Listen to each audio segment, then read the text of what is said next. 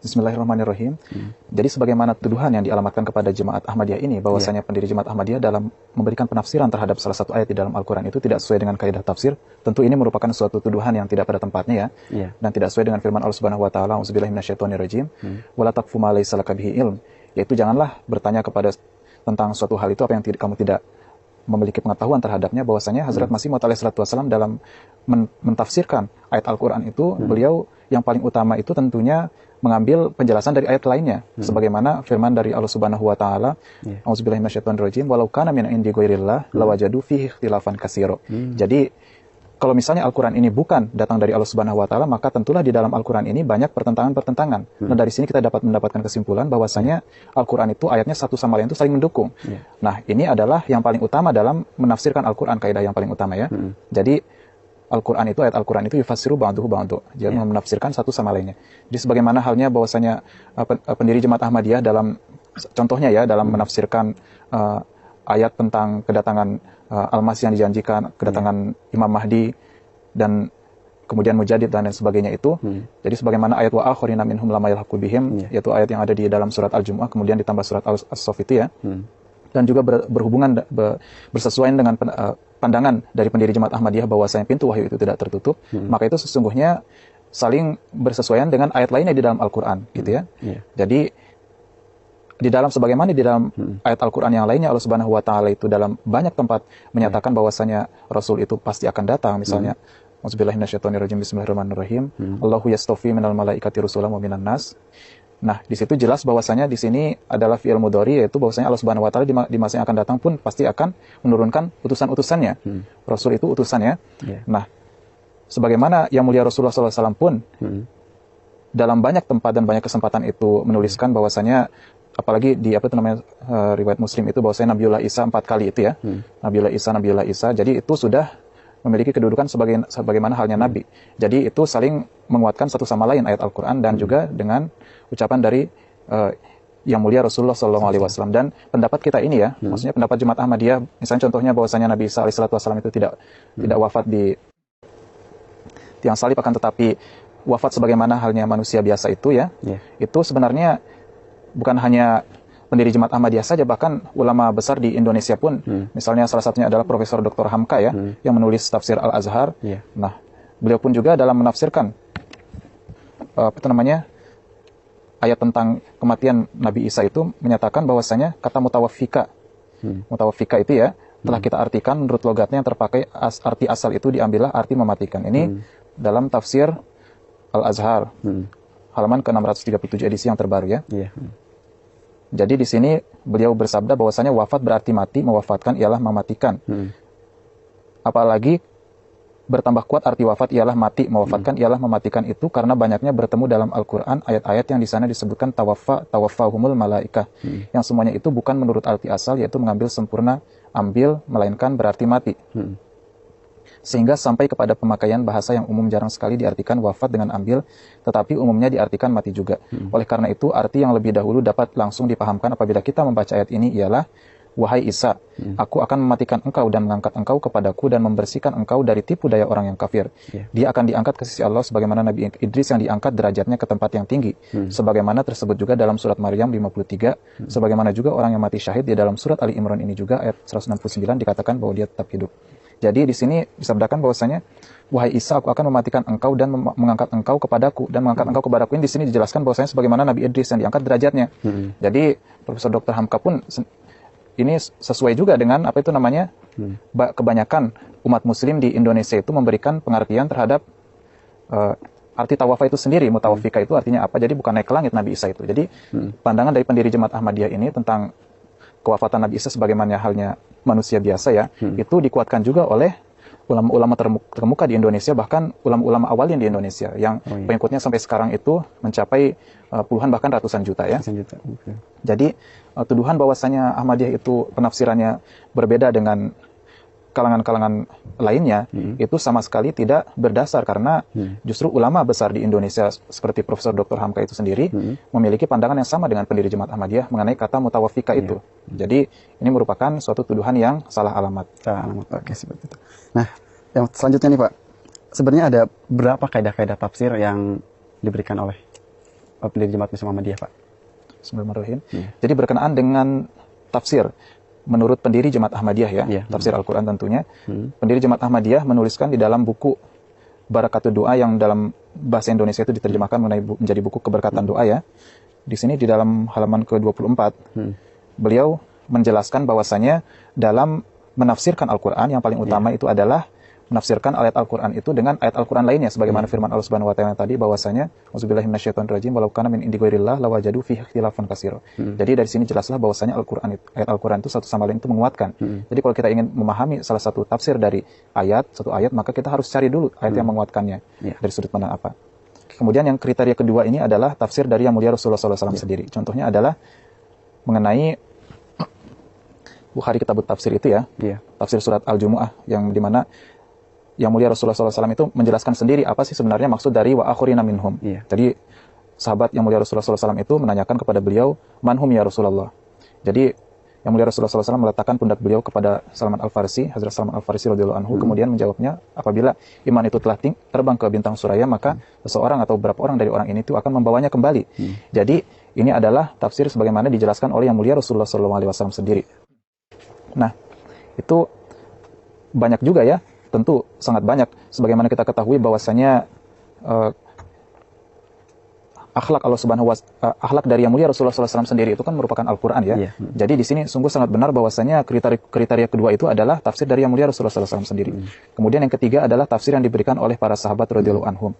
Di sini dijelaskan oleh beliau bahwasanya tidak diragukan lagi bahwasanya para sahabat radhiyallahu anhum adalah pewaris utama dari nur-nur ilmu nubuat Rasulullah SAW. Mereka lah yang menerima cahaya ruhani langsung dari Rasulullah SAW. Karunia Allah Subhanahu wa taala yang besar pun menyertai mereka. Jadi karena para sahabat radhiyallahu anhum ini mendapatkan cahaya secara langsung, sebagaimana halnya Yang Mulia Rasulullah SAW itu merupakan laksana mentari ruhani ya. Kemudian yang menerimanya itu tentunya pun memantulkan langsung cahaya-cahaya dari beliau itu juga, maka yang disabdakan oleh mereka itu tentunya menjadi pegangan juga dari kita. Dan disebutkan oleh Yang Mulia Rasulullah SAW bahwasanya ashabi kan nujum, itu laksana bintang-bintang. Kemudian kriteria keempat. Apa kriteria keempat itu? Jadi pendiri Jemaat Ahmadiyah bersabda bahwasanya merenungkan isi Al-Quran dengan jiwa sendiri yang telah mencapai kesucian. Sebab jiwa yang suci mempunyai keserasian dengan Al-Quran. Sebagaimana difirmankan oleh Allah Subhanahu wa taala, auzubillahi minasyaitonirrajim, la yamassuhu illal mutahharun, surat Al-Waqiah ayat 80. Jadi ilmu atau hakikat dan ma'rifat Al-Quran akan terbuka bagi orang-orang yang hatinya bersih dan suci. Karena antara kesucian hati manusia dengan kehalusan ilmu ma'rifat Al-Quran terdapat hubungan yang erat satu sama lain. Ia akan mengenalnya, merasakannya, dan hati nuraninya akan mengatakan, inilah yang benar. Cahaya hati nuraninya merupakan pelita untuk menguji mana yang benar dan mana yang salah. Jadi, la yamassuhu illal mutahharun. Dan mutahharun ini yang disucikan ini, tentunya disucikan oleh Allah Subhanahu wa taala. Bukan sebagaimana halnya kita itu tidak hanya kita apabila ingin menilawatkan Al-Quran harus berwudu dan lain sebagainya ya, mensucikan secara zahir, akan tetapi yang hati yang suci yang juga disucikan oleh Allah Subhanahu wa taala gitu.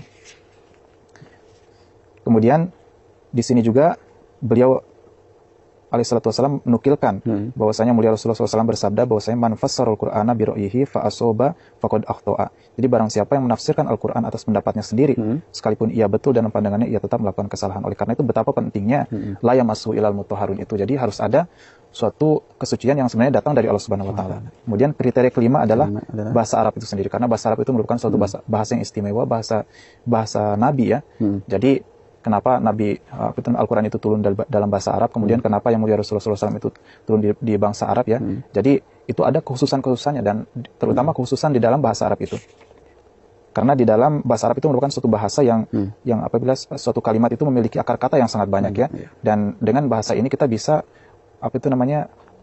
maksud yang banyak itu bisa terkandung di dalam kata yang kecil sekalipun. Kemudian kriteria keenam. Untuk memahami susunan nizam ruhani perlu juga memahami susunan jasmani.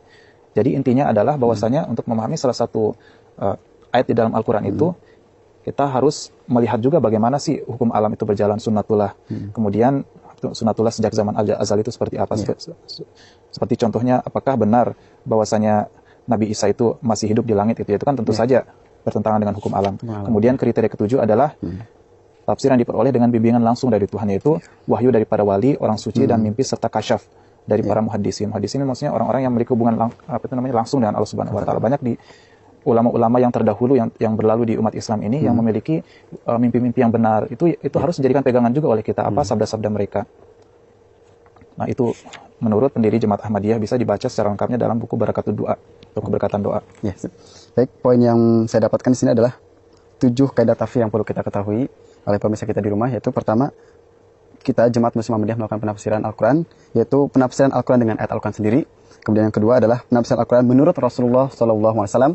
Yang ketiga adalah penafsiran Al-Quran menurut para sahabat Rasulullah SAW. Yang keempat adalah merenungkan dengan jiwa yang suci, sebagaimana dalam Al-Quran Allah berfirman, A'udzubillahi minasyaitonirrajim, la yamassuhu illal mutahharun. Tidak dapat menyentuhnya kecuali orang-orang yang disucikan. Disucikan oleh siapa? Oleh Allah Subhanahu wa taala. Kemudian yang kelima adalah orang yang ingin menafsirkan Al-Quran ini harus menguasai bahasa Arab. Karena bahasa Arab itu sangat kaya sekali, sangat luar biasa sekali.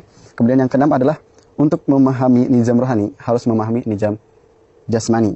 Kemudian yang ketujuh adalah adanya bimbingan dari Allah Subhanahu wa taala untuk melakukan penafsiran Al-Quran, dan juga tidak melupakan penafsiran dari ulama-ulama terdahulu.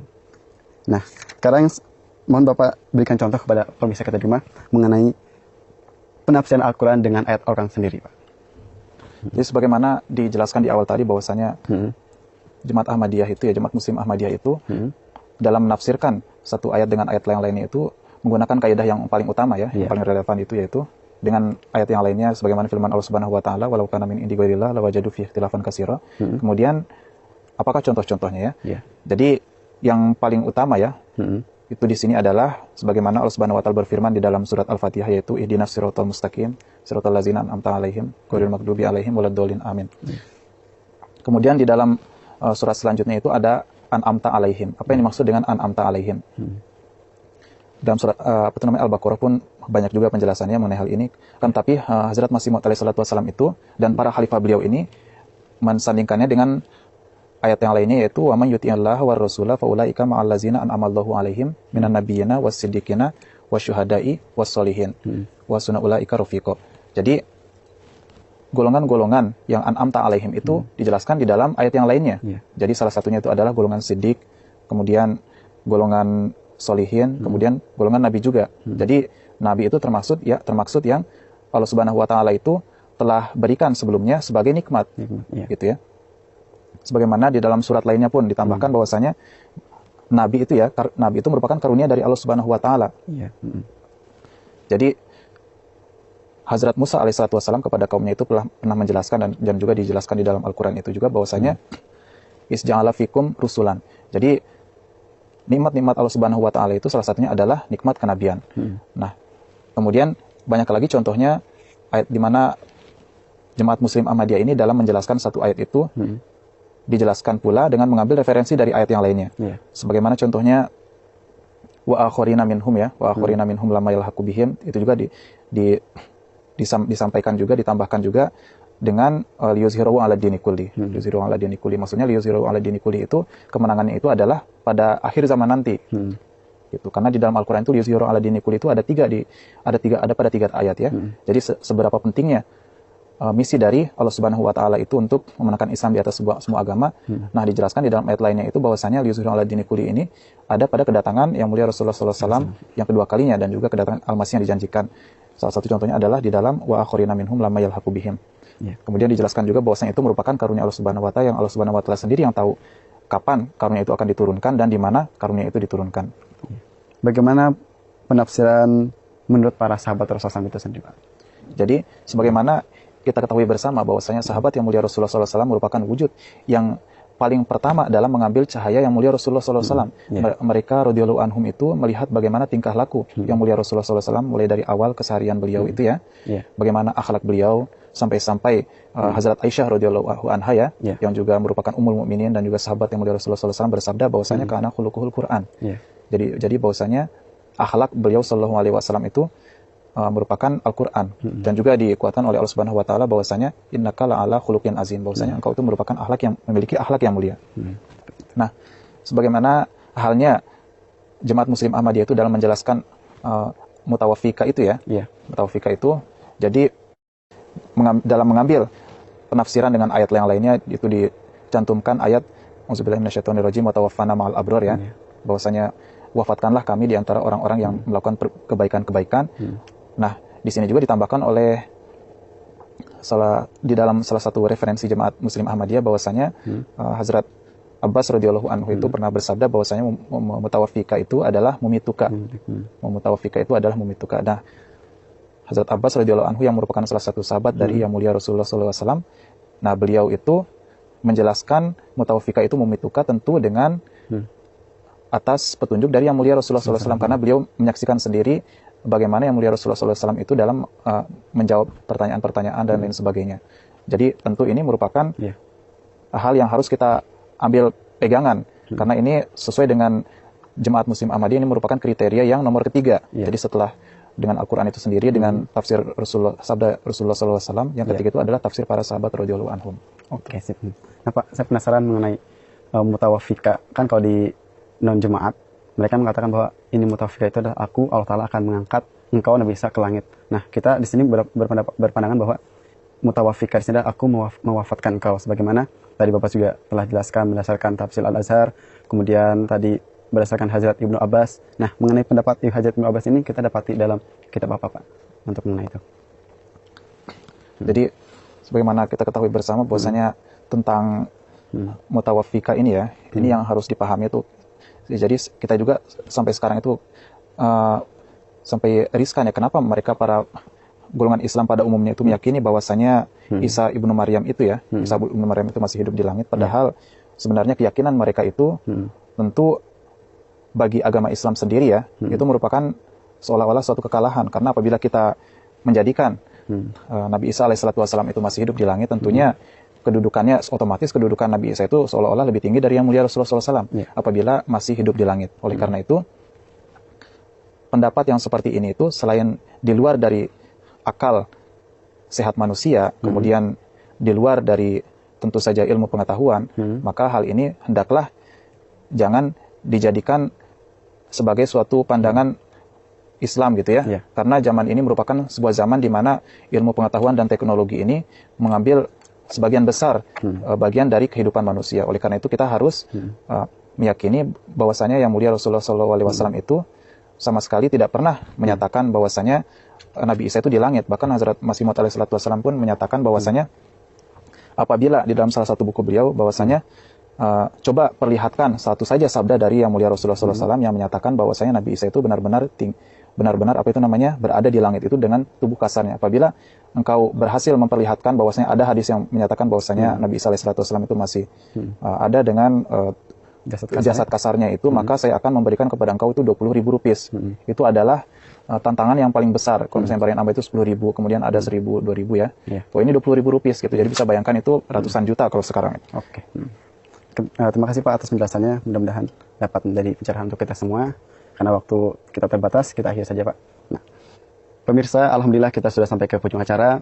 Mudah-mudahan penjelasan dari narasumber kita dapat menjadi pencerahan untuk kita semua. Dan kesimpulannya adalah tidaklah benar bahwa Jemaat Muslim Ahmadiyah melakukan penafsiran Al-Quran tidak berdasarkan kaidah-kaidah tafsir. Oleh karena itu, saya Andika Ibrahim Ahmad mohon undur diri. Sekian, wassalamualaikum warahmatullahi wabarakatuh.